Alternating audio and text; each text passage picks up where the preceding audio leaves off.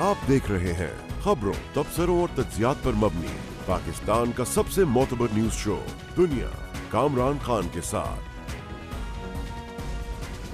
अस्सलाम वालेकुम, मैं हूं मसूद रजा। कामरान खान साहब निजी मसरूफियत की वजह से मौजूद नहीं, लिहाजा आज प्रोग्राम की मेज़बानी के फ़राइज़ मुझ पर हैं। नैब से गिरफ्तार पीपल्स पार्टी के रुकन कौमी असम्बली सैयद खुर्शीद शाह की 2 साल से सक्खर के NICVD अस्पताल में रिहाइश के खिलाफ दरख्वास्त पर Sindh high court Sukkur bench में बुध के रोज़ समाअत हुई। जस्टिस उमर सयार और जस्टिस अब्दुल मुबीन लाखू पर मुश्तमिल डिवीज़न ने सिंध हुकूमत, नैब, सक्खर और NICVD अस्पताल इंतज़ामिया से पूछा कि खुर्शीद शाह को ऐसी कौन सी बीमारी है जो 2 बरस से अस्पताल में दाखिल रहने के बावजूद ठीक नहीं हो रही। अदालत ने हुकूमत सिंध, DG नैब सक्खर और एग्जीक्यूटिव डायरेक्टर NICVD अस्पताल की जानिब से जमा कराई गई रिपोर्टों को गैर इत्मीनान बख्श करार देकर मुस्तरद कर दिया है। अदालत ने नैब के किरदार पर बरहमी का इजहार करते हुए नैब प्रोसिक्यूटर से कहा कि ये सब नैब की आंखों के सामने हो रहा है, नैब इस केस में संजीदा नजर नहीं आया। नैब लोगों को पकड़ती है, 2 सालों तक ख्वार करती है, बगैर वारंट के लोगों को गिरफ्तार कर लिया जाता है। नैब प्रोसिक्यूटर ने इस पर जवाब दिया कि खुर्शीद शाह को गिरफ्तार किया, नैब कोर्ट ने उन्हें जेल भेज दिया, अब हमारा उनसे कोई सरोकार नहीं। खुर्शीद शाह के NICVD में जारी तवील इलाज पर पहले भी हमारे इसी प्रोग्राम में बात हो चुकी है। पिछले साल 28 अक्टूबर से खुर्शीद शाह साहब मुबैना अमराज क़ल्ब की वजह से NICVD सक्खर में ज़ेर इलाज हैं। 1 साल से ज़ायद का अरसा गुजर चुका है। ना नैब को इस हवाले से कोई शायद कंसर्न है, ना हॉस्पिटल को। NICVD के 3 कमरे हैं, वहाँ पर उनका एक स्वीट बनाया गया है, हमें बताया गया है, जो कि खुर्शीद शाह साहब के ज़ेर इस्तेमाल है और उसको सब जेल को डिक्लेयर कर दिया गया है। इस साल के दौरान जनाब खुर्शीद शाह की अस्पताल में तबीयत अंडर कंट्रोल रही है, काफ़ी बेहतर रही है। उनको किसी सर्जरी, एंजियोप्लास्टी वगैरह की भी ज़रूरत नहीं हुई, कोई ओपन हार्ट भी सर्जरी उनकी नहीं हुई है, कोई प्रोसीजर वहाँ पर नहीं हुआ है। अदालत की chief secretary Sindh Syed Mumtaz Shah, DG नैब सक्खर और NICVD के एग्जीक्यूटिव डायरेक्टर डॉक्टर नदीम कमर को दोबारा वजाहती बयान जमा कराने का हुक्म दिया है और मुतनब्बे किया है कि इत्मीनान बख्श जवाब न देने पर उनके खिलाफ तौहीन अदालत की कार्रवाई की जा सकती है। अदालत ने साबिक IG जेल खनाजात नुसरत मघन को भी आइंदा समाअत पर अदालत में पेश होने का हुक्म दिया, जिन्होंने खुर्शीद शाह को अस्पताल में दाखिल कराने की सिफारिशात पर मबनी समरी वज़ीर आला सिंध से मंजूर कराई थी। केस की समाअत के दौरान क्या कुछ अब तक होता रहा, आपको दिखाते हैं इस रिपोर्ट में। खुर्शीद शाह करप्शन इल्जामात पर नैब के हाथों गिरफ्तार हैं, जिनके तवील अरसे से अस्पताल में ज़ेर इलाज रहने को 2 दरखास्तों के जरिए चैलेंज किया गया है। दौरान समाअत अदालत ने NICVD इंतज़ामिया से पूछा कि क्या पहले कोई दूसरा मरीज कभी इतना अरसा दाखिल रहा है जितना अरसा सैयद खुर्शीद शाह को गुजर चुका है। एक बीमार शख्स एक सूबे से दूसरे सूबे तक कैसे सफ़र कर रहा है। जस्टिस उमर सयाल ने पूछा कि बताएं कौन सा मरीज है जिसका इलाज 2 साल में मुकम्मल नहीं होता। NICVD के नुमाइंदे ने रिपोर्ट पेश की कि खुर्शीद शाह ज़्यादतीस और दिल के अमराज में मुब्तला हैं। अदालत ने पूछा कि गुज़िश्ता 2 साल में इसी बीमारी के साथ कितने दूसरे मरीजों को अस्पताल दाखिल किया गया और इन मरीजों का क्या इलाज किया गया। NICVD का नुमाइंदा अदालत को कोई तफसील फराहम ना कर सका। अदालत ने सिंध के एडिशनल एडवोकेट जनरल से पूछा कि किस कानून के तहत मुल्ज़िम को ऐसी ख़ास सहूलियात दी गई हैं। NICVD अस्पताल सक्खर को सब जेल कब और क्यों करार दिया गया। अस्पताल के 3रे फ्लोर को सिर्फ खुर्शीद शाह के लिए क्यों मखसूस किया गया है। क्या खुर्शीद शाह अस्पताल में सियासी सरगर्मियां और सरकारी इंतजामी नौयत के मामलात भी चलाते रहे हैं। एडिशनल एडवोकेट जनरल ने अदालत को बताया कि वज़ीर आला सिंध के हुक्म पर महकमा दाखिला ने NICVD को सब जेल करार दिया। अदालत ने खुर्शीद शाह की जानिब से NICVD में मुलाकातों की तफसीलात तलब करते हुए पूछा कि उन्हें मुलाकातों की इजाज़त किसने दी, जिस पर एडिशनल एडवोकेट जनरल ने लाइल्मी का इजहार किया। अदालत ने रिमार्क्स दिए कि क्या आप हमारी आंखों में धूल झोंक कर हमें बेवकूफ़ समझ रहे हैं। दरख्वास्त गुजार ने अदालत से शफाफ तहकीकात के लिए मेडिकल टीम तश्कील देने की दरख्वास्त की, जिसमें आर्मी मेडिकल कोर का रुकन भी शामिल हो ताकि खुर्शीद शाह की बीमारी का तयन किया जा सके। साबिक अपोजिशन लीडर खुर्शीद शाह इस वक्त कौमी असम्बली के इजलास में शिरकत के लिए इस्लामाबाद में मौजूद हैं।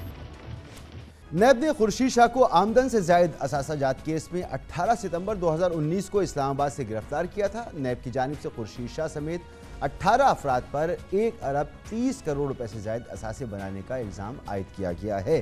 مزید تفصیلات جانیں گے اختیار کھوکر، ہمارے نمائندہ خصوصی ہمارے ساتھ موجود ہیں۔ بہت شکریہ اختیار کھوکر صاحب۔ سب سے پہلے تو یہ بتائیں کہ آخر بیماری کیا ہے خورشید شاہ صاحب کو کہ وہ انہیں اتنے طویل عرصے سے اسپتال میں رکھا گیا ہے؟ جی مسعود صاحب، سب سے پہلے آج سے 2 سال پہلے تو NICVD کے جو ایگزیکٹو ڈائریکٹر ہیں ڈاکٹر ندیم قمر صاحب، انہوں نے یہ رپورٹ دی تھی کہ ان کو دل کا مسئلہ لاحق ہے، ان کے دل کی آرٹریز جو ہیں، شریانے جو ہیں، ان میں پرابلمس ہے اور اس کا علاج صرف ہاسپٹلس میں ہو سکتا ہے، اس کے لیے کچھ ٹیسٹ انویسٹیگیشنز کی ضرورت ہے۔ لیکن ابھی جو رپورٹ پیش ہوئی ہے عدالت میں NICVD کی جانب سے پیش کی گئی ہے، اس میں یہ بتایا گیا ہے کہ جی نہ صرف اس کی دل کی شریانوں میں پرابلم ہے، اس میں بلاکیج ہے، لیکن اس کو اسپائنل کارڈ کا ایشو ہے، اس کا برین کا ایشو ہے اور اس کو شاکس آ رہے ہیں، اس کو نیورو فزیشین، نیورو سرجن اس کا معائنہ کریں، اس کی مسلسل ان کی جو ہے نا ٹیسٹ ہو رہی ہیں، انویسٹیگیشنز ہو رہی ہیں، تو اس لیے ضروری ہے کہ اس کو ہاسپٹل میں ہی رکھا جائے۔ تو اس پر ہی عدالت نے یہ کہا کہ اگر اتنے سخت بیمار ہے جو آدمی، تو پھر یہ چل پھر کیسے سکتا ہے اور یہ اتنا بڑا سفر کر کے اسلام آباد تک کیسے جا سکتا ہے، تو اس لیے آپ ہماری آنکھوں میں دھول جھونک رہے ہیں۔ اسی پر عدالت کی یہ ریمارک تھے۔ اچھا، اور یہ درخواست گزار ہیں، انہوں نے کیا پلی لی؟ ان کا کیا کہنا ہے؟ کس بنیاد پر انہوں نے چیلنج کیا کہ شاہ صاحب جو ہیں وہ 2 سال سے اسپتال میں ہیں؟ درخواست گزار سید طاہر شاہ صاحب ہیں، جو خورشید شاہ صاحب سے قومی اسمبلی کے الیکشن میں مقابلہ بھی جس کا ہوا تھا، PTI سے تعلق ہے ان کا، تو انہوں نے یہ درخواست دی ہے۔ ان کا خاص طور پہ یہ کہنا ہے کہ جی یہ ایک مریض جو ہے 2 سال سے کیسے رہ سکتا ہے ایک ہاسپٹل میں، اور ایسا کون سا مرض ہے جو 2 سال میں اس کا پورا نہیں ہو رہا۔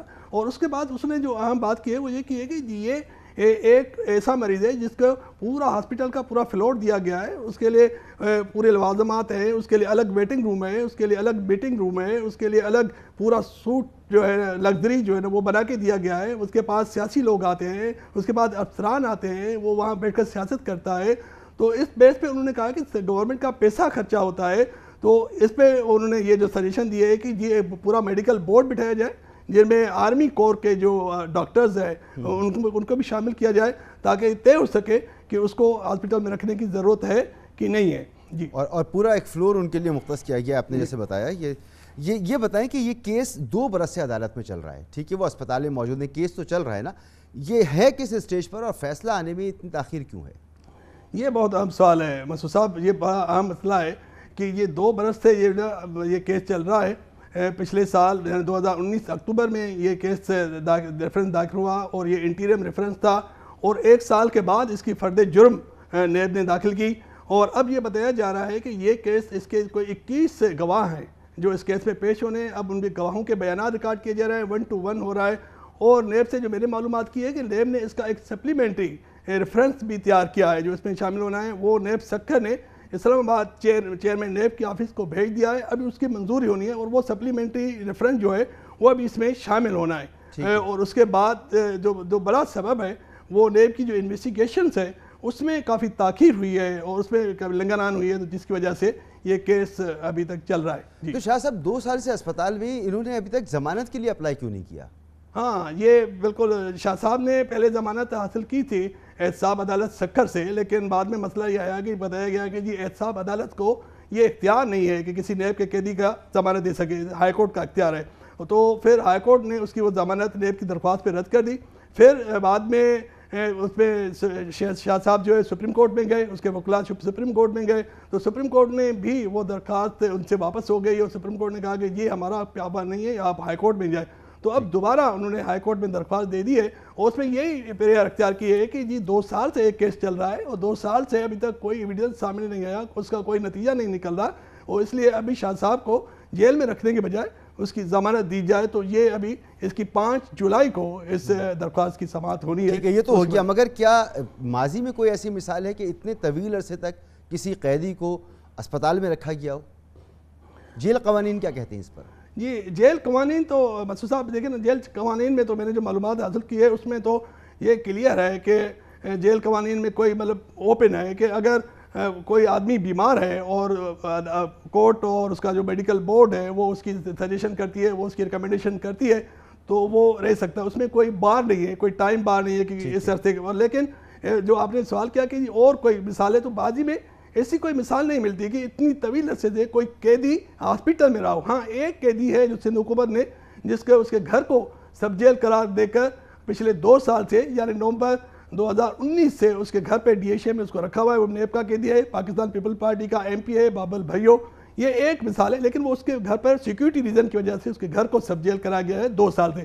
لیکن خورشید شاہ صاحب اکیلے قیدی ہیں جو 2 سال سے ہاسپٹلائز ہیں. بہت بہت شکریہ جناب اختیار کھوکر صاحب. یہ صورتحال ہے خورشید شاہ صاحب کے کیس کے حوالے سے. یہاں پر ایک بریک لیں گے اور بریک کے بعد بات کریں گے کووڈ کے حوالے سے ایک بدلتی صورتحال ہے. نیا ویریئنٹ جسے ڈیلٹا کا نام دیا گیا ہے, بھارت میں اس نے تباہی مچائی ہے اور اب یورپ سمیت دنیا کے کئی ممالک میں اس کے مریض سامنے آ رہے ہیں اور اس سے دنیا کو ایک بڑا خطرہ لاحق ہو چکا ہے. بات کریں گے ایک بریک کے بعد.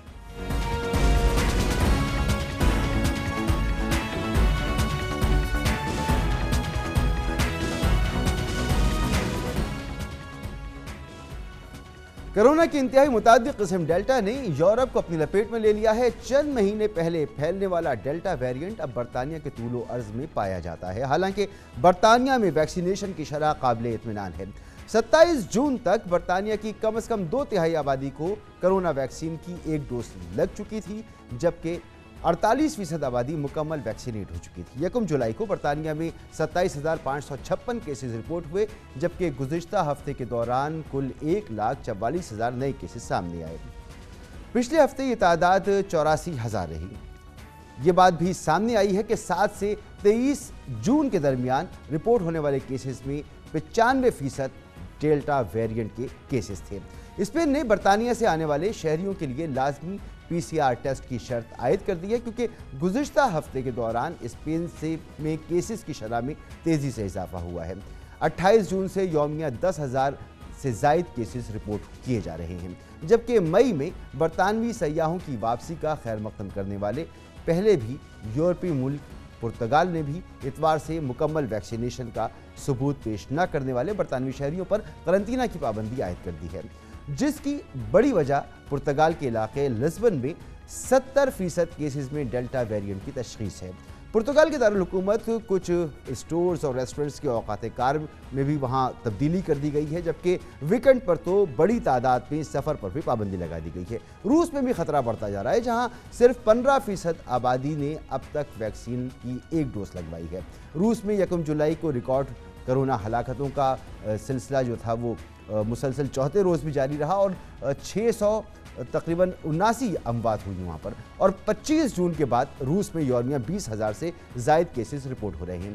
دنیا کو ایک بار پھر کرونا سے خطرہ لاحق ہے اور اس پر ہم مزید بات کریں گے. ہمارے ساتھ موجود ہیں ڈاکٹر سلمان شاہد صاحب, consultant national health services UK. سر بہت بہت شکریہ آپ کا. ڈاکٹر صاحب, یہ نیا ویریئنٹ ڈیلٹا یہ تو لگتا ہے جیسے کہ دوبارہ سے کرونا کا ایک ریوائیو ہو رہا ہے, جیسے پہلی لہر تھی ایک دوبارہ سے دنیا خطرے کی زد پر آ گئی ہے. کتنا خطرناک ہے یہ دنیا بھر کے لیے؟ جی بہت شکریہ, thank you very much. Unfortunately delta variant پچھلے الفا ویریئنٹ اور دوسرے جو ویریئنٹس ہم نے دیکھے ہیں اس کے مقابلے میں کافی تیزی سے پھیل رہا ہے, اور جس کی مثال UK میں ہم نے دیکھی ہے. آلدو ہم کافی تیزی سے ویکسینیشن کر رہے ہیں, تقریباً ہم نے 85% of our population is already being vaccinated with the first dose, اور تقریباً 65% جو ہے وہ سیکنڈ ڈوز ان کو لگ چکی ہے. ایشو یہ تھا کہ جب یہ انڈیا سے ویریئنٹ اسٹارٹ ہوا ہے مارچ اپریل کے ٹائم پہ, تو اس ٹائم پہ UK میں کافی انڈین ہماری کمیونٹی ہے جو کہ فریلی موو کرتے رہے اور آتے رہے, اور کچھ خاص علاقے ہیں نارتھ ویسٹ آف انگلینڈ جو کہ بولٹن کا اور مینچسٹر ریجن ہے اور ریڈفورڈ ریجن ہے, وہاں پہ یہ وائرس جو ہے وہ پھیل چکا تھا. اور ایشو یہ ہوتا ہے وائرس کے بارے میں کہ اگر ایک دفعہ یہ پینیٹریٹ کر جائے تو اس کی ملٹیپلیکیشن کافی فاسٹ ہوتی ہے.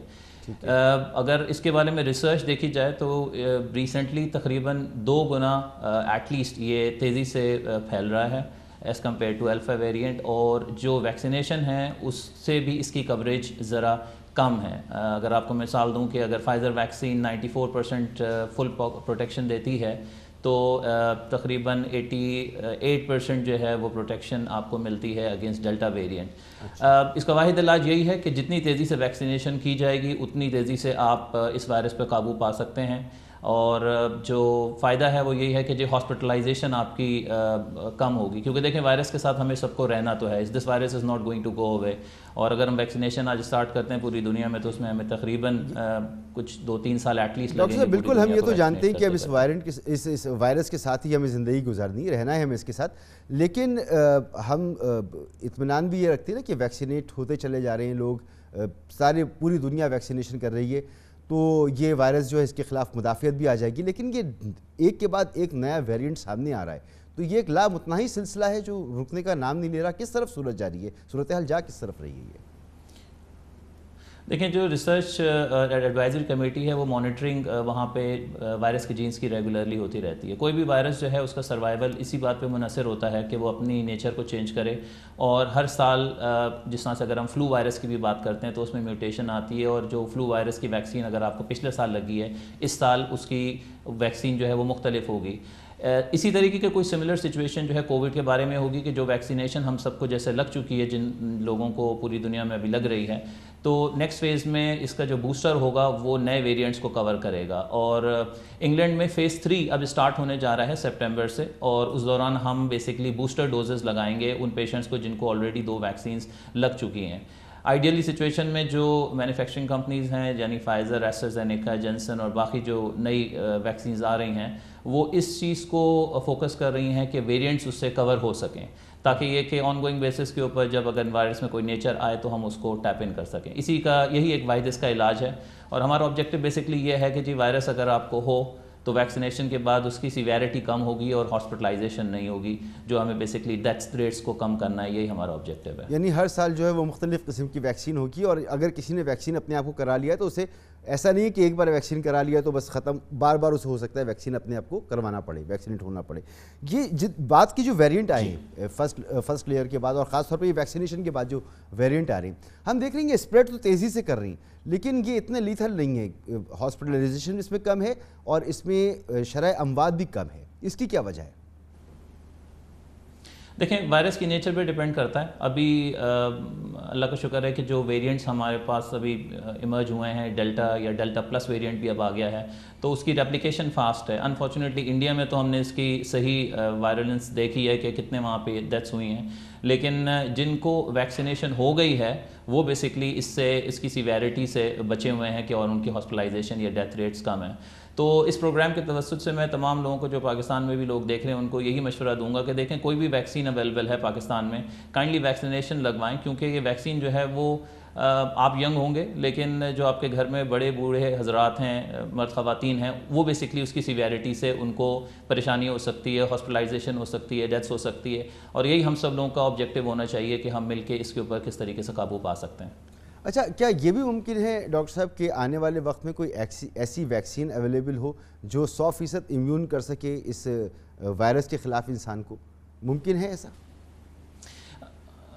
انفارچونیٹلی ایسی کوئی نالج میں نہیں ہے، کیونکہ بیسکلی وائرس کا انحصار ہی اس بات پر ہوتا ہے کہ اگر اس کو ڈیوائڈ کرنے کے لیے ہوسٹ نہ ملے تو وہ اپنی وہ نیچر کو چینج کرتا ہے، اور جو بھی ہم بیسکلی ویکسین دیتے ہیں ایونچولی ہماری باڈی کا اپنا رسپانس ہوتا ہے کہ اس ویکسین کے اگینسٹ وہ اینٹی باڈی بنائے اور پھر فیوچر میں ہمیں اس وائرس سے پروٹیکٹ کر سکے۔ یہ بھی ہوتا ہے کہ اگر ہم نے 100 لوگوں کو ویکسین لگائی ہے تو 100 کے 100 لوگ بیسکلی پروٹیکٹڈ نہیں ہوں گے، کیونکہ ان کی اپنی باڈی کتنی اینٹی باڈیز بناتی ہے اگینسٹ دیٹ وائرس، اس بات پہ بھی یہ چیز منحصر ہے۔ پلس یہ کہ دوسری میڈیکل اور پاسٹ میڈیکل ہسٹری اور میڈیکل بیک گراؤنڈس اس کے اندر میجر پارٹ پلے کرتے ہیں۔ لیکن اگین بہت امپورٹنٹ بات ہے، ریپیٹ کروں گا، ایک امپورٹنٹ بات یہ ہے کہ وہ لوگ جو بیرون ملک سفر کرتے ہیں اور ان کے ظاہر سی بات ہے نوکری کرتے ہیں یا پڑھتے ہیں، ان کے لیے کہ ایک مرتبہ پھر دیکھ رہے ہیں کہ مختلف ممالک جو ہیں مختلف پابندیاں لگا رہے ہیں، سفری پابندیاں لگا رہے ہیں، تو پاکستان جیسے ممالک اور تھرڈ ورلڈ کنٹری کے ممالک ان کے لیے تو مزید مشکلات بڑھتی چلی جائیں گی، ان کے لیے تو ایک لامتناہی سلسلہ نظر آ رہا ہے۔ تو اب اس صورتحال سے نکلنے کے لیے 2 سال پہلے ہی گزر چکے ہیں،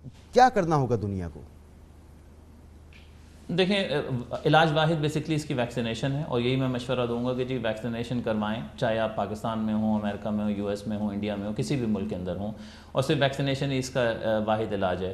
जितनी भी कंट्रीज़ हैं, जैसे अभी हमने रिसेंटली टर्की में देखा, यूएई में देखा, जिन्होंने सफरी पाबंदी लगाई है पाकिस्तानियों पे भी, हम पे भी जिस तरीके से सफरी पाबंदी, यूके के नेशनल्स को, ऑल्दो हम फुली वैक्सीनेटेड हैं, हमारा डेटाबेस बहुत स्ट्रांगली सेंट्रली मैनेज हो रहा है, हमें यूरोप पे भी पाबंदी है, पोर्चुगल में जिस तरह से आपने बताया पाबंदी है, और उसकी वजह बेसिकली यही है कि हर कंट्री को इस वक्त अपनी फिक्र है कि कोई दूसरा वेरिएंट या कोई ऐसा नया वायरस उनकी कम्युनिटी में पेनिट्रेट ना कर जाए जिसको उनको कंट्रोल करना मसला हो।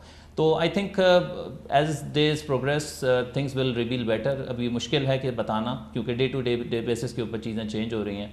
अनफॉर्चुनेटली हम ये समझ रहे थे कि जी 19 जुलाई को मुकम्मल यूके खुल जाएगा, ऑल्दो अभी स्टिल बोरिस जॉनसन यही कहते हैं, लेकिन I think next 2-3 weeks would be very important. बहुत बहुत शुक्रिया डॉक्टर सलमान शाहिद साहब हमारे साथ मौजूद थे, कंसल्टेंट नेशनल हेल्थ सर्विसेज बरतानिया से हमारे साथ थे। यहाँ पर एक ब्रेक लेंगे और ब्रेक के बाद आप हेडलाइंस देख सकेंगे, जिसके बाद प्रोग्राम का सिलसिला जारी रहेगा।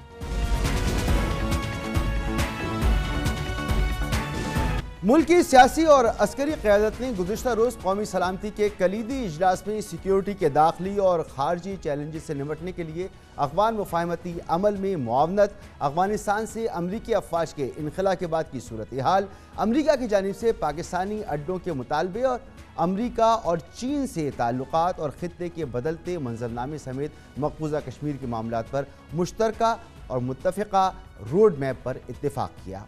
जैसा कि हमने कल भी आपसे कहा था कि हुकूमत, अपोजिशन और अस्करी क़यादत कौमी सलामती उमूर पर एक पेज पर है। पूरी रियासत पाकिस्तान अमरीका और चीन दोनों से अच्छे ताल्लुकात की ख्वाह है। कौमी असम्बली में वज़ीर आज़म इमरान खान के पॉलिसी बयान और कौमी सलामती इजलास से मुताल्लिक़ ख़बरों से ये तासुर आया हो चुका है कि अब पाकिस्तान की जियो स्ट्रेटेजिक पॉलिसी बदल चुकी है। वज़ीर आज़म और मुस्लिम लीग नून के सीनियर रहनुमा शाहिद खाकान अब्बासी के एक बयान के मुताबिक कौमी सलामती के इजलास में किसी चीज़ पर इख्तिलाफ नहीं हुआ। शिरका को हक़ाइक़ पर मबनी ब्रीफिंग दी गई और इजलास में हर पार्टी के लोगों ने अपनी राय का इजहार किया। तमाम इत्तफ़ाक़ राय के बावजूद गुज़िश्ता रोज़ 8 घंटे तवील इजलास में आला सियासी और अस्करी क़यादत के दरमियान वज़ीर आज़म इमरान खान साहब की गैर मौजूदगी को सियासी और सहाफ़ती हलकों ने शिद्दत से महसूस किया। कल वज़ीर आज़म इमरान खान किसान कन्वेंशन में तो शरीक हुए, लेकिन कौमी सलामती के अहम तरीन इजलास में मौजूद नहीं थे। वफाकी वज़ीर इत्तलात और नशियात जनाब फवाद चौधरी साहब ये कहते हैं कि वज़ीर आज़म इमरान खान कौमी सलामती इजलास में शिरकत के लिए आ रहे थे, लेकिन अपोजिशन लीडर शहबाज शरीफ का स्पीकर कौमी असम्बली असद कैसर को ये पैगाम दिया गया कि अगर वज़ीर आज़म आएंगे तो वो इजलास में शिरकत नहीं करेंगे।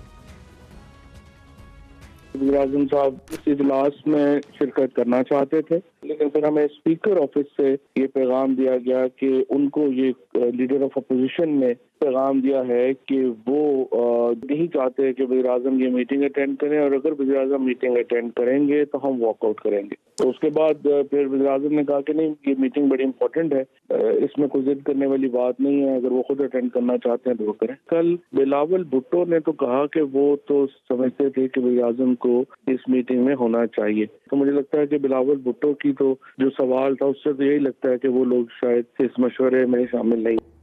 मुस्लिम लीग नून की तर्जुमान मरियम औरंगजेब ने वज़ीर इत्तलात फवाद चौधरी के बयान पर रद्द-ए-अमल में कहा कि फवाद चौधरी प्रोपेगेंडा मशीन हैं, वो झूठ बोल रहे हैं। मरियम औरंगजेब ने कहा कि शहबाज शरीफ ने किसी को कोई पैगाम नहीं भेजा। फवाद चौधरी के पास कोई दस्तावेज़ है या शहबाज शरीफ के दफ्तर से कोई सरकारी ख़त किताबत है तो दिखाएं। मरियम औरंगजेब की वजाहत अपनी जगह, लेकिन दिलचस्प बात यह है कि आज मुस्लिम लीग नून के सीनियर नायब सदर शाहिद खाकान अब्बासी एक प्रेस कॉन्फ्रेंस जब वो खिताब कर रहे थे और वहाँ वज़ीर आज़म इमरान खान की गैर मौजूदगी का जिम्मेदार शहबाज शरीफ साहब को ठहराया गया, तो शाहिद खाकान अब्बासी ने इस सवाल से लाताल्लुक़ी का इनकार किया और उन्होंने ये एक मुख्तलिफ तावीलें पेश की, एक सिंपल जवाब इसका नहीं दिया। फवाद चौधरी को ये पता नहीं है कि वज़ीर-ए-आज़म इस कमेटी का मेंबर ही नहीं है। फवाद चौधरी साहब ने वहाँ उनकी कुर्सी खाली नहीं देखी, हर मीटिंग में आ सकते, लीडर ऑफ द हाउस है, मेरे भी लीडर है, कुर्सी खाली पड़ी है, नहीं आए उनकी मर्जी है, मुझे कोई गिला शिकवा नहीं है। लेकिन एक और बात शायद फवाद चौधरी साहब बताना भूल गए कि वो ऑलरेडी ये ब्रीफिंग ले चुके थे और इस ब्रीफिंग से इत्तफाक कर चुके थे, उनको वहाँ आने की जरूरत नहीं थी। आते बहुत अच्छी बात थी और लोग वहाँ पर अपोजिशन लोग बैठे थे। एक पार्लियामान की रवायत होती है, जब लीडर बैठे हो सारे बैठे हो, मुल्क को नजर आए कि सारे इकट्ठे बैठे, तो वो ऑलरेडी उस ब्रीफिंग से इत्तफाक कर चुके थे। उनके 8 घंटे ज़ाया, बिल्कुल मैं इस बात से इत्तफाक करता हूँ कि 8 घंटे शायद ज़ाया हो जाते।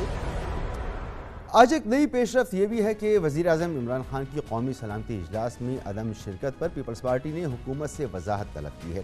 پیپلز پارٹی کے سیکرٹری جنرل نیئر بخاری نے اپنے ایک بیان میں کہا ہے کہ پارلیمان کی قومی سلامتی کمیٹی میں وزیر اعظم کی عدم شرکت سے منفی پیغام گیا ہے۔ انہوں نے کہا کہ کیا وزیر اعظم نے یہ پیغام دیا کہ خارجہ اور داخلہ پالیسی سے ان کا کوئی تعلق نہیں؟ نیئر بخاری نے یہ سوال بھی کیا کہ کیا یہ سمجھا جائے کہ قومی سلامتی اجلاس میں صرف متعلقہ لوگوں کو مدعو کیا گیا اور وزیر اعظم عمران خان کی قومی سلامتی اجلاس سے زیادہ بھی کوئی اہم مصروفیات تھی؟ اس حوالے سے مزید بات کریں گے۔ ہمارے ساتھ موجود ہیں جناب فواد چودھری صاحب، وفاقی وزیر اطلاعات اور نشریات۔ فواد صاحب، یہ فرمائیے کہ کل کی بریفنگ کا مقصد تو یہی تھا کہ ملک کی سیاسی قیادت کو بریف کیا جائے کہ پاکستان کو جو سیکیورٹی خطرات موجود ہیں، داخلی اور خارجی خطرات موجود ہیں، وہ اس سے آگاہ کیا جائے تاکہ ایک نیشنل پالیسی کی تشکیل ہو سکے۔ لیکن اس عمل میں اگر حکومت کا سربراہی موجود نہ ہو، وزیر اعظم صاحب موجود نہ ہو، تو پھر قومی پالیسی کیسے بنے گی؟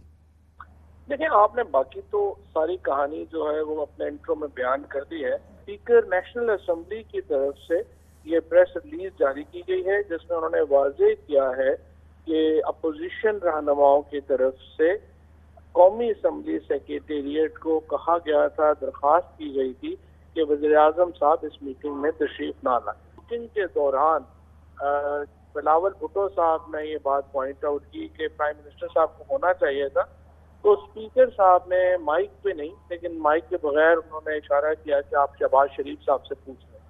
چلیے سر، مان لیتے ہیں، بالکل مان لیتے ہیں کہ اپوزیشن کی وجہ سے کل وزیر اعظم صاحب تشریف نہیں لائے ہوں گے، لیکن اس سے پہلے کچھ قومی سلامتی کے معاملے پر 4 اجلاس ہوئے ہیں اس طرح کے، اور چاروں میں وزیر اعظم موجود نہیں تھے۔ نہیں، وہ چاروں کے اوپر جو تھی اپنی اپنی وجوہات تھی اور وہ ڈیٹیلز ان کے اوپر بڑی دفعہ بات ہو چکی ہے۔ اچھا، کیا کل کی بریفنگ کے بعد قوم یہ یقین رکھے کہ قومی سلامتی کے معاملے پر حکومت اور اپوزیشن سیاست اب نہیں کرے گی بلکہ معاملے پر حکومت اور اپوزیشن یک زبان ہو کر ایک پیج پہ ہمیں نظر آئے گی؟ دیکھیں جی، بات یہ ہے کہ ہمارا ایک جو موقف ہے افغانستان کو لے کے، ظاہر ہے کچھ بیانیے ہوتے ہیں جو ریاست کے بیانیے ہوتے ہیں، ان کا تعلق حکومتوں سے نہیں ہوتا، ریاست کے ہر فرد سے ہوتا ہے۔ جیسے ہم آئین پر متفق ہیں، اسی طرح ہم بہت ساری اور باتوں پر بھی متفق ہیں۔ افغانستان کے اندر جس وقت صورتحال ڈیولپ ہو رہی ہے اس میں ہمارا ایک کنسنسس یہ ہے کہ ایسا انکلوسیو سسٹم وہاں پر آنا چاہیے، ایک ایسا مربوط نظام وہاں پہ آنا چاہیے جس میں تمام دھڑے شامل ہوں، اور ہماری پوری کوشش یہی ہے کہ ہم افغانستان کی اندرونی لڑائی کا حصہ نہ بنے، اور اس کے بجائے ہم کوشش کر رہے ہیں کہ ایک ایسا سلوشن بنے جس میں تمام دھڑے شامل ہوں۔ آپ دیکھتے ہیں یہ کہاں تک ہم اس میں کامیاب ہوتے ہیں۔ جی، جیسے کہ آپ فرما رہے ہیں کہ وہاں پر جو آپ بہت قریب سے دیکھ رہی ہے، پاکستان کی ریاست بہت قریب سے دیکھ رہی ہے افغانستان کے معاملات کو، وزیر اعظم نے کچھ دن پہلے تشویش کا اظہار کیا تھا کہ اگر افغانستان میں خانہ جنگی ہوتی ہے تو افغانستان کے بعد پاکستان پر اس کے سب سے زیادہ اثرات ہوں گے۔ اس وقت افغانستان کی صورتحال ہم دیکھ رہے ہیں کہ تشویشناک ہوتی چلی جا رہی ہے، اور آپ جو ذکر کر رہے ہیں کہ وہاں پر ایک ایسی حکومت ہو جس میں سارے دھڑے جو ہیں وہ ایک ساتھ ہو جائیں اور خانہ جنگی کی کیفیت نہ ہو، تو ایسی صورت میں پاکستان کسی نئے مذاکراتی عمل کا حصہ وہاں پر بننے کے لیے کوئی کوشاں ہے، کوششیں کر رہا ہے، یا ایسا ہوگا آگے؟ جی بالکل، ہم کوشش کر رہے ہیں، اور ابھی بھی پہلے بھی دیکھیں پاکستان نے تو بڑی نیک نیتی سے ہم نے یہ کوشش کی، طالبان کو ہم نے، افغان طالبان جو ہیں ان کو ہم نے امریکہ کے ساتھ بٹھایا، ان کے مذاکرات ہوئے، پھر اس کے بعد ہم نے انہیں کابل حکومت کے ساتھ بٹھایا، ان کے مذاکرات ہوئے، اور اب ایک بات آ کر کے تھوڑی جو ہے وہ ایک دوسرے سے وہ دور ہوئے ہیں، تو ہماری کوشش یہی ہے کہ ان کو ہم قریب لائیں، کیونکہ دیکھیں جو اس وقت صورتحال ہے اس میں افغان طالبان اگر لڑائی کر کے کابل پہ قبضہ بھی کر لیں گے تو باقی تمام لوگ ان کے خلاف کھڑے ہو جائیں گے، تو اس استحکام تو افغانستان میں نہیں آ سکے گا، اس کے نتیجے میں وہاں پر ایک بالکل قتل و خون کی ایک نئی تاریخ رقم ہوگی، اور ہمارے ہاں مہاجرین کا جو سلسلہ ہے وہ پھر بڑھنا شروع ہو جائے گا۔ تو ہمارے لیے تو بڑے مسائل ہیں کہ ہم تو پوری کوشش کریں گے، اور امریکہ اور اپنے پاکستان کے مفاد ایک ہی ہے اس وقت افغانستان میں، اور وہ یہ ہے کہ وہاں پر جو صورتحال ہے وہ امن ہو اور استحکام۔ اچھا، پاکستان نے افغانستان کی ساتھ باڑ لگانے کا کام تقریباً 90% مکمل کر لیا ہے، جیسے کہ حالات دونوں طرح کے ہو سکتے ہیں. پاکستان مفاہمتی عمل چاہتا ہے, مذاکرات چاہتا ہے, حالات اچھے چاہتا ہے. اگر ایسا نہ ہوا تو یہ جو باڑھ ہے ہماری, یہ تو صرف کافی نہیں ہوگی, پاکستان کو مزید اقدامات کرنے ہوں گے. وہ کیا پیش نظر ہیں آپ کے؟ یہ باڑھ جو ہے نا, اس میں پہلے تو یہ تھا کہ پاکستان اور افغانستان کے درمیان کوئی بارڈر ہی نہیں تھا. تو پتہ ہی نہیں تھا کہ کہاں پہ افغانستان شروع ہو رہا ہے, کہاں پہ پاکستان ختم ہو رہا ہے. سو اس لیے یہ باڑھ سے اب کم از کم ایک کچھ کنٹرول جو ہے وہ ہمیں ملا ہے. اور اس کے بعد جو بارڈر سیکورٹی اور کسٹمز کا سلسلہ ہم نے وہاں پہ شروع کیا ہے, اس میں مزید جو ہے وہ استحکام لانے کی ضرورت ہے, اس کو مزید ریگولرائز کرنے کی ضرورت ہے. اس کے نتیجے میں جو آمد و رفت ہے اس کے اوپر ہمارا کافی کنٹرول آ جائے گا.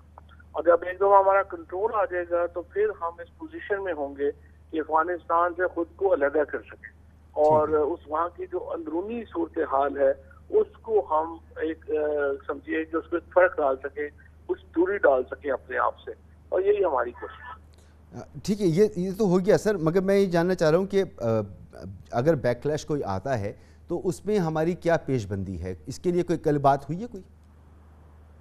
لیکن اب بندی ہماری پاکستان کے اندر تو ہماری پیش بندی تو مکمل ہے.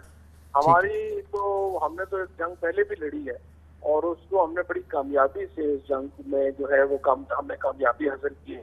ہم نے یہاں پہ جو دہشت گرد ہیں ان کو اس کا صفایا کیا ہے. لیکن اگر دوبارہ ہمیں جنگ لڑنی پڑے, ہم تو اوائڈ ہی کرنا چاہتے ہیں, لیکن جنگیں ظاہر مرضی سے تو نہیں ہوتی. اگر لڑنی پڑے گی تو پھر لڑیں گے انشاءاللہ, کوئی مسئلہ نہیں. اچھا, امریکہ کے حوالے سے جیسے آپ نے کہا کہ امریکہ اور ہمارا ایک ہی انٹرسٹ یہ ہے افغانستان میں کہ وہاں پر امن ہو اور وہاں پر خانہ جنگی کی فضا نہ ہو. امریکہ کے حوالے سے پاکستان اپنی پالیسی واضح کر چکا ہے. وزیر اعظم یہ کہہ چکے ہیں کہ پاکستان کسی بھی تنازع کا حصہ نہیں بنے گا, شراکت دار نہیں بنے گا, نہ ہی کسی صورت میں امریکہ کو اڈے فراہم کیے جائیں گے. کیا یہ بات اب طے ہے کہ پاکستان امریکہ کے ساتھ تعلقات نئے خطوط پر استوار کرنا چاہتا ہے جس میں مشترکہ مفادات اور برابری کی بنیاد پر بات چیت ہو؟ یہ دیکھیے, یہ نقطہ نظر ہے پرائم منسٹر صاحب کا, اور انہوں نے اس کے اوپر بڑا امفیسس ہمیشہ جو ہے وہ کیا ہے. اور جہاں تک اس بات کا تعلق ہے کہ ہم نے امریکہ کے ساتھ تعلقات کو کس نہج کے اوپر لے کے جانا ہے, کیسے لے کے جانا ہے, ہم تو امریکہ سے اچھے تعلقات چاہتے ہیں. بنیادی فرق عمران خان کی حکومت کی پالیسی کا ماضی کی پالیسی سے رہا ہے وہ یہ ہے کہ عمران خان کہتے ہیں کہ we will be partners in peace but not in conflict. ہم امن میں تو ایک دوسرے کے شراکت دار رہیں گے, ساتھی رہیں گے, دوست رہیں گے, لیکن اگر آپ تنازعوں میں ہمیں شامل کریں گے تو پھر ہم اس میں شامل نہیں ہوں گے. یعنی آرمڈ کانفلکٹس جو ہیں ان میں ہم حصہ دار نہیں بنیں گے. تو ایک بڑا واضح فرق ہے عمران خان کی پالیسی میں اور ہمارے ساتھ حکمرانوں کی پالیسی. اور ہمارے ساتھ سر, اور ہمارے جو پہلے پالیسیز رہی ہیں, پہلے حکمرانوں کی پالیسیز رہی ہیں, ان میں یہ واضح فرق ہے. اچھا, تو سر یہ اب تو فیصلہ ہوا ہے, عسکری قیادت, اپوزیشن, حکومت سب نے مل کر متفقہ فیصلہ کیا ہے. میں یہ جاننا چاہ رہا ہوں کہ اب ہم امریکہ کو اڈے بھی نہیں دیں گے, امریکہ کے کسی تنازع میں شراکت دار بھی نہیں بنیں گے, اور اب ہم برابری کی بنیاد پر اپنے تعلقات اس سے استوار کریں گے, مشترکہ مفادات کی بنیاد پر ہم تعلقات استوار کریں گے. یہ ریاست پاکستان کا فیصلہ ہوا ہے کل کی قومی سلامتی میٹنگ میں. جی یہی کوشش ہوگی, اور پہلے ملکوں کی کوشش آ رہی یہی ہوتی. ٹھیک. افغانستان پر امریکی چڑھائی کے وقت سر امریکہ کے لیے پاکستان انتہائی اہم تھا, اسٹریٹجک اہمیت بہت بڑی تسلیم کی گئی پاکستان کی, گو کہ ہے بھی. افغانستان سے امریکہ کے انخلا کے بعد آپ کیا دیکھ رہے ہیں؟ پاکستان کے ساتھ امریکہ کا جو رویہ ہے وہ اتنا ہی جاندار, اتنا ہی بھرپور ہوگا جیسے پہلے تھا, یا فرق آ جائے گا اس میں؟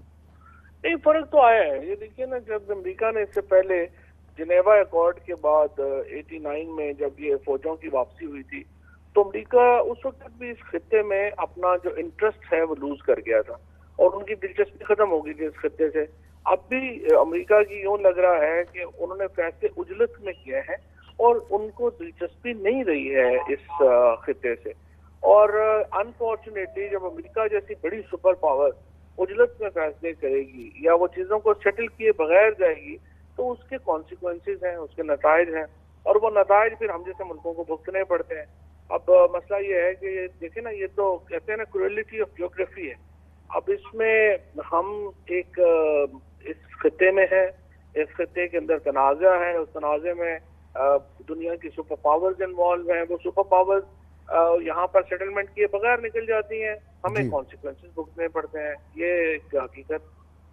ٹھیک، بہت بہت شکریہ جناب فواد چودھری صاحب، واقعی وزیر اطلاعات و نشریات ہمارے ساتھ موجود تھے. آپ نے موقف جانا حکومت پاکستان کا، ریاست پاکستان نے کیا فیصلے کیے ہیں. یہاں پر ایک بریک لیں گے، بریک کے بعد بات کریں گے افغانستان کی 20 سال بعد بگرام ایئر بیس امریکی افواج نے خالی کر دیا ہے. لگتا یہ ہے کہ بہت جلد امریکہ کا مکمل انخلاء افغانستان سے ہونے والا ہے. اس پر تفصیل سے بات کریں گے ایک بریک کے بعد. افغانستان سے غیر ملکی افواج کا انخلاء جاری ہے. امریکہ نے 20 سال بعد بگرام ایئر بیس پر Afghan national security defence forces کے حوالے اس کو کر دیا ہے، اور 9/11 کے بعد یہ فوجی اڈہ امریکی جاہو جلال اور طالبان کی پسپائی کی علامت تھا. لیکن طالبان کی بڑی اسٹریٹجک فتح ہے. اس کا مطلب ہے کہ افغانستان سے امریکی فوج کا مکمل انخلاء عنقریب ہونے والا ہے. امریکی فوجی قوت کی علامت سمجھا جانے والا یہ فوجی اڈہ کبھی سوویت افواج کے زیر اثر تھا. یہ دوسرا موقع ہے جب افغانستان پر حملہ آور قوت بگرام کے راستے واپس نکل رہی ہیں. سوویت یونین نے 50 کی دہائی میں کابل میں 40 کلومیٹر شمال میں ایک فضائی اڈہ قائم کیا تھا. بگرام نامی ایک قریبی گاؤں جس کے نام پر اس بگرام ایئر بیس کا نام مشہور ہوا. اس پر 2 رن وے موجود ہیں اور ایک رن وے جو ہے وہ نیا ہے جس پر 3.5 کلومیٹر طویل یہ رن وے ہے جہاں کارگو اور بمبار جہاز لینڈ کر سکتے ہیں. بیس پر 110 جنگی جہازوں کے پارک ہونے کی جگہ ہے جن کی حفاظت کے لیے بم پروف دیواریں ہیں. اس اڈے پر 3 بڑے شیڈز ہیں، کنٹرول ٹاور ہے، متعدد دیگر عمارتیں ہیں. اس پر 50 بستروں پر مشتمل ایک اسپتال بھی موجود ہے جس میں ٹراما اور سینٹر ہے، 3 آپریشن تھیٹرز ہیں، فٹنس سینٹر یہاں پر موجود ہے، فاسٹ فوڈ ریسٹورنٹس بھی یہاں پر موجود ہیں. امریکہ نے بگرام ایئر بیس کے ایک حصے میں جیل بھی بنائی ہوئی ہے جہاں امریکی افواج کے زیر حراست جنگجوؤں کو قید رکھا جاتا تھا. سرد جنگ کے زمانے میں یہ فضائی اڈہ امریکہ اور سوویت محاذ آرائی کا مرکز تھا. 1979 کے بعد 10 سال تک سوویت فوج نے امریکی حمایت یافتہ مجاہدین کا مقابلہ یہیں سے کیا، مگر بالآخر 1989 میں یہاں سے راہ فرار اختیار کی. امریکہ نے دسمبر 2001 میں یہ اڈہ حاصل کیا، مگر اب امریکہ کو یہاں سے بھی کوچ کرنا پڑ رہا ہے. خاص طور پر بگرام ایئر بیس کو ایسے وقت میں خالی کیا جا رہا ہے جب طالبان افغانستان کے سینکڑوں اضلاع میں پیش قدمی کر چکے ہیں. بگرام ایئر بیس میں فوجی اثاثوں کا بڑا خزانہ موجود ہے، مگر یہی جنگی ساز و سامان طالبان کا بھی اولین ہدف ہے. اس تمام صورتحال بات کریں گے. سینئر صحافی اور تجزیہ کار اقوام امور کے ماہر ہیں جناب سلیم صافی صاحب. صافی صاحب بہت بہت شکریہ آپ کا. صافی صاحب، بگرام ایئر بیس یہاں پر ایک طویل عرصے تک روس کا قبضہ رہا، وہ یہاں سے جنگ لڑتا رہا، پھر 20 سال سے یہاں پر امریکہ قابض تھا. ایک مرتبہ رشیا یہاں سے نکلا، اب امریکہ یہاں سے نکل رہا ہے. دوسری سپر پاور ہے جو یہاں سے نکل رہی ہے. افغانستان کے لیے کتنا امپورٹنٹ ہے یہ موقع؟ دیکھیں، میرے خیال میں یہ صرف طالبان کے لیے نہیں بلکہ ان تمام ممالک اور قوتوں کی بھی فتح ہے جو امریکہ کی شکست کے متمنی تھے اور جو طالبان کے درپردہ سپورٹ کر رہے تھے. جب اس سے پہلے سوویت یونین کو مجاہدین کے ہاتھوں شکست ہوئی تھی تو اس میں ایک طرف تو سوویت یونین کے اپنے بلنڈرز اور غلطیاں تھیں، لیکن اس کے ساتھ ساتھ امریکہ، عرب ممالک اور پاکستان کے سپورٹ کا بنیادی کردار تھا اس میں.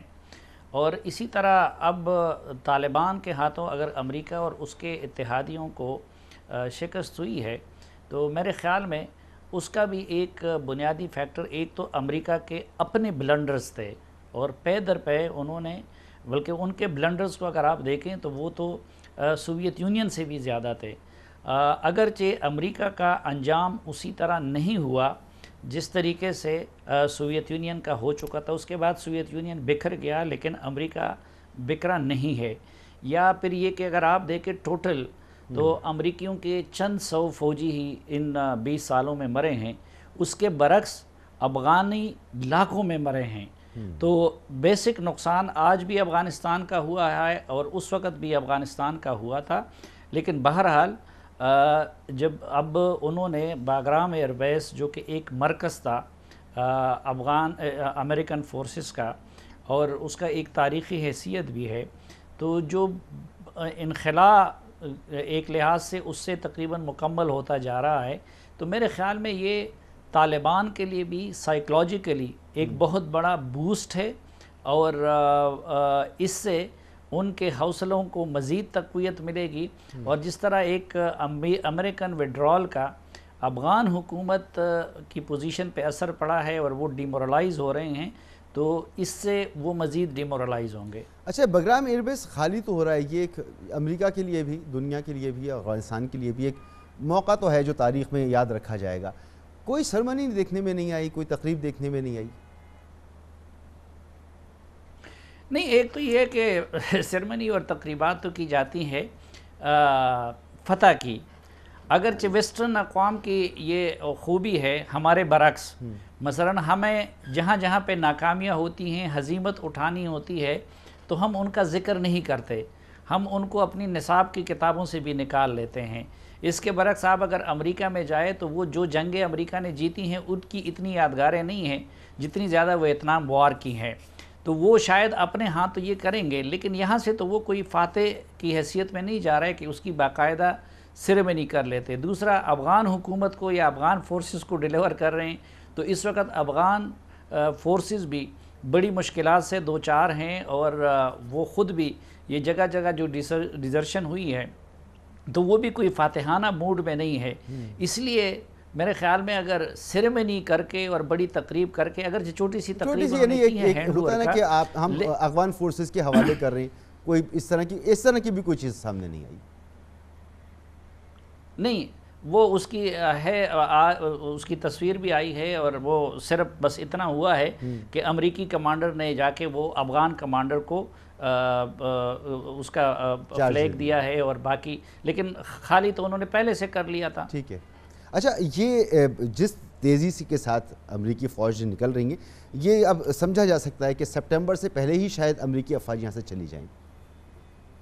اتفاق کریں گے آپ اس سے؟ نہیں مسعود، عملاً وہ کب کے نکل چکے ہیں. ایک تو یہ ہے کہ جو بائیڈن جب یہ اعلان کر رہے تھے کہ ہم ستمبر تک انخلا مکمل کریں گے، تو اس وقت بھی افغانستان میں کوئی ہزاروں افواج نہیں تھی. اس وقت افغانستان میں امریکہ کے صرف 2500 فوجی تھے، اور ان کی بنسبت نیٹو کے زیادہ تھے.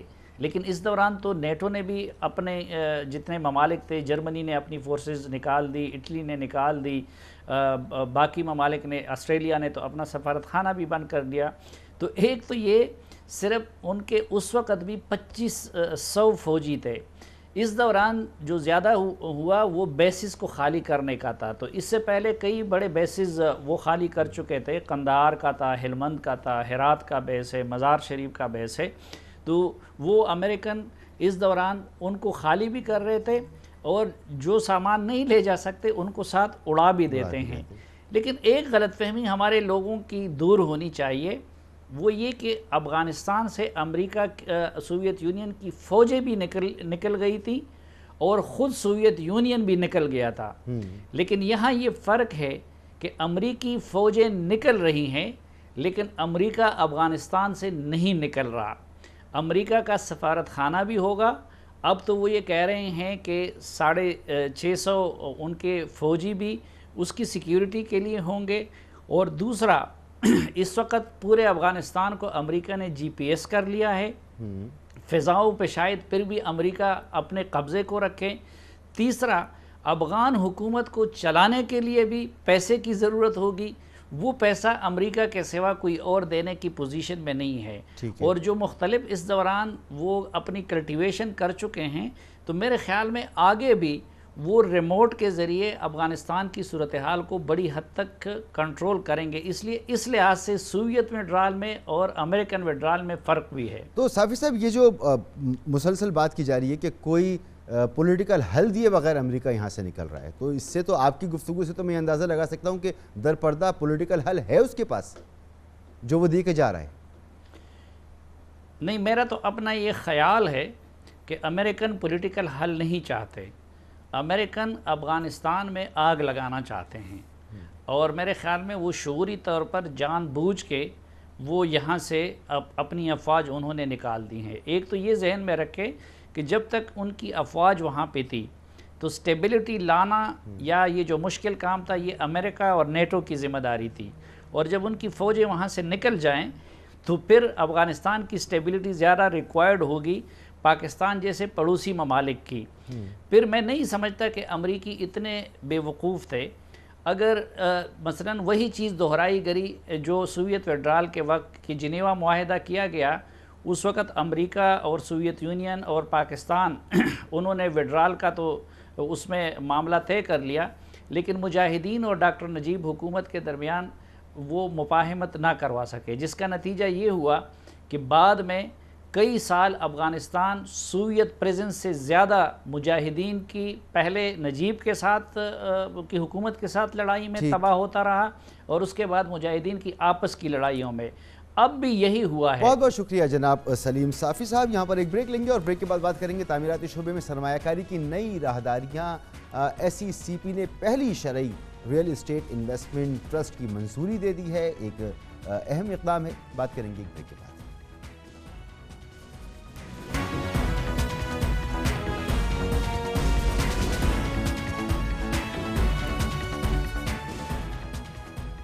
ملک کا معاشی پہیہ گھمانے کے لیے بہترین پیش رفت کا آغاز ہوا ہے. ریئل اسٹیٹ سیکٹر میں شراکت داری کے ساتھ سرمایہ کاری کی نئی راہداریاں کھل رہی ہیں. Security exchange commission of Pakistan نے ملک کی پہلی شریعہ کمپلائنٹ ریٹس یعنی ریئل اسٹیٹ انویسٹمنٹ ٹرسٹ کی منظوری دے دی ہے. یہ اسکیم کراچی میں اپارٹمنٹس کمرشل یونٹ تیار کر کے ان کی ملکیت کے شراکت داروں کو شرعی اصولوں کے مطابق منافع تقسیم کرے گی.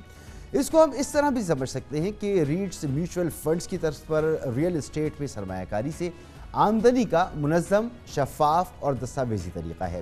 اس کے یونٹس اسٹاک ایکسچینج میں شیئرز کی طرح لسٹڈ ہوتے ہیں. ان یونٹس کی خریداری کے ذریعے ہر شخص کو ریئل اسٹیٹ کے شعبے میں اسٹاک ایکسچینج یا ایکویٹی مارکیٹ کی طرح سرمایہ کاری کرنے کا موقع ملتا ہے. ریٹس میں سرمایہ کاری کا شعبہ 2008 میں متعارف ہوا تھا، لیکن 2015 میں چند ترامیم کے بعد پاکستان میں صرف ایک رینٹل ریٹس اسکیم عارف Habib Dolmen rates management limited ہی متعارف ہو سکی تھی. اب security exchange commission of Pakistan نے حال ہی میں ریئل اسٹیٹ سیکٹر کے تمام شراکت داروں کے ساتھ مشاورت کر کے real estate investment trust regulations میں نئی ترامیم متعارف کروائی تھیں، جبکہ ایک ماہ قبل اسٹیٹ بینک نے ریئل اسٹیٹ انویسٹمنٹ کی یونٹ میں بینکوں اور مالیاتی اداروں کے انویسٹمنٹ رسک نمایاں طور پر کم کر کے 200% سے 100% کر دیا تھا. تازہ ترین پیش رفت یہ ہے کہ عارف Habib Dolmen rates management limited, جو کہ ملک میں واحد ریٹس اسکیم لانچ کرنے کا ایک کامیاب ریکارڈ رکھتی ہے، اس نے شرعی اصولوں کے مطابق لکی سیمنٹ لمیٹڈ کے یونس برادرز گروپ، فاطمہ گروپ، عارف حبیب کارپوریشن اور لبرٹی گروپ کے اشتراک سے سلک اسلامک ڈیولپمنٹ ریٹس کا آغاز کیا ہے.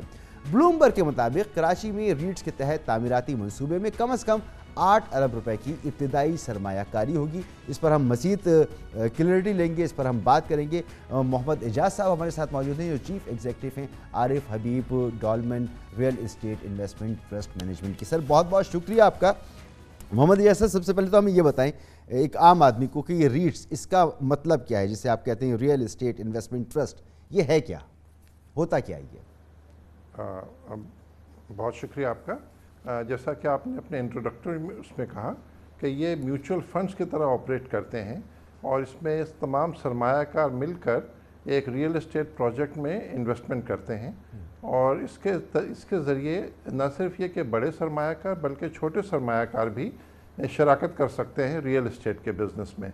اس کو ریگولیٹ کرتی ہے ہماری SECP یعنی کہ سیکیورٹیز اینڈ ایکسچینج کمیشن، اور اس کے ذریعے ایک لائسنسڈ اینٹیٹی ہوتی ہے ریٹ مینجمنٹ کمپنی جو یہ میوچول فنڈ لانچ کرتی ہے، اور پھر وہ ریئل اسٹیٹ میں سرمایہ کاری کرتے ہیں، اور اس سرمایہ کاری سے حاصل ہونے والی آمدنی کو یونٹ ہولڈرز میں ڈسٹریبیوٹ کر دیا جاتا ہے.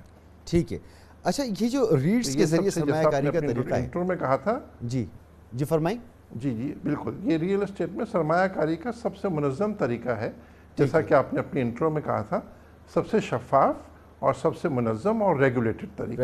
ٹھیک ہے. اچھا، ریٹس سرمایہ کاری کا طریقہ پاکستان جیسے ممالک میں کتنا مقبول ہے، اور ہمارے ہاں اتنے عرصے سے اس کو فروغ کیوں نہیں ملا؟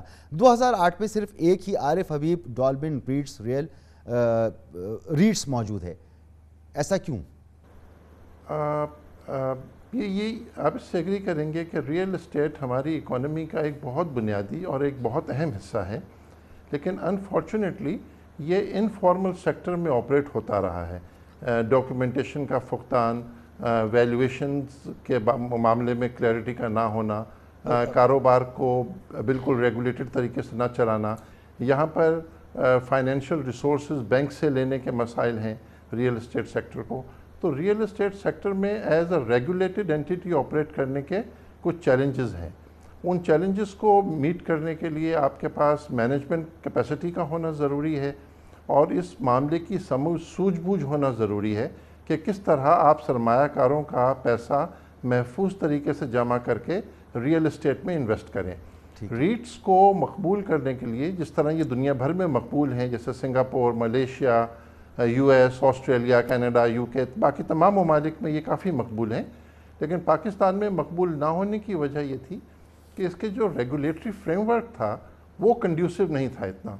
उस सिलसिले में जैसा आपने अपनी इंट्रोडक्शन में भी कहा कि स्टेट बैंक ने अभी उसके कवानीन में कुछ सहूलत पैदा की, SECP ने रेगुलेशंस को बेहतर बनाया और फिर FBR ने रिसेंटली टैक्सेस की रिजीम में इतनी आसानी पैदा की कि इसके ऊपर जो डिसएडवांटेज था रीट्स को इनफॉर्मल सेक्टर के मुकाबले में उसको कम किया।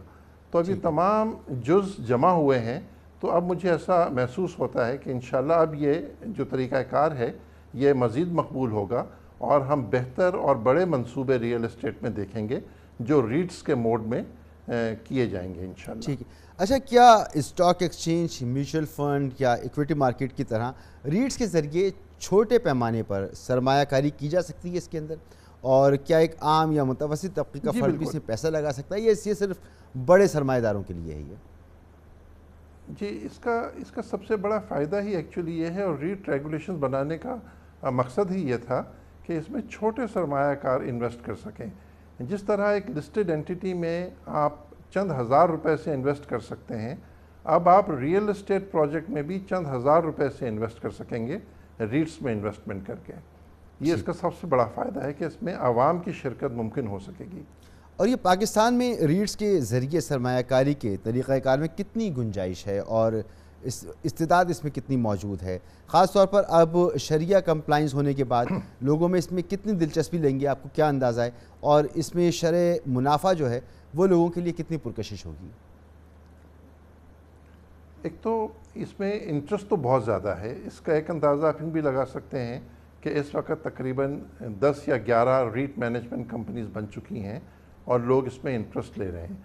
जो चैलेंज फेस करते हैं वो कि रीट को रेगुलेटेड होकर एक इनफॉर्मल सेक्टर से कम्पीट करना पड़ता है और वहाँ उसको टैक्सेशन के मामले में एक डिसएडवांटेज होता है।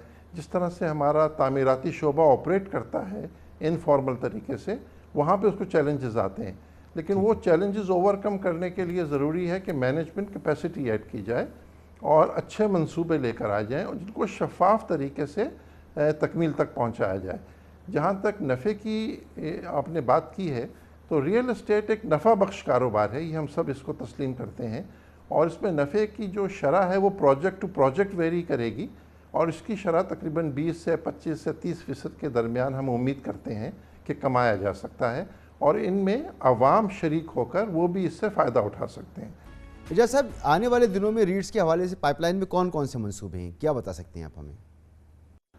हमारे यहाँ जो रीट रेगुलेशंस हैं वो रेंटल रीट्स को अलाउ करते हैं। जैसा आपने कहा कि डॉल्मेन सिटी रीट इस वक्त लिस्टेड है, तो कोई भी शख्स चंद हज़ार रुपए से डॉल्मेन मॉल और डॉल्मेन के जो हार्बर फ्रंट ऑफिसेज हैं उसका हिस्सेदार बन सकता है चंद हज़ार रुपए से, और वहाँ से होने वाली किराए की आमदनी उस तक पहुँच जाती है on a quarterly basis almost. इसी तरह सिल्क इस्लामिक डेवलपमेंट रीट आई है जिसमें डेवलपमेंट का काम होगा।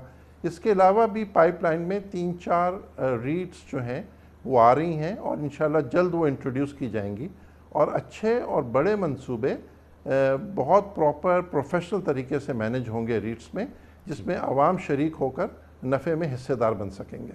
बहुत बहुत शुक्रिया आपका मोहम्मद एजाज साहब, आपने गुफ्तगू सुनी।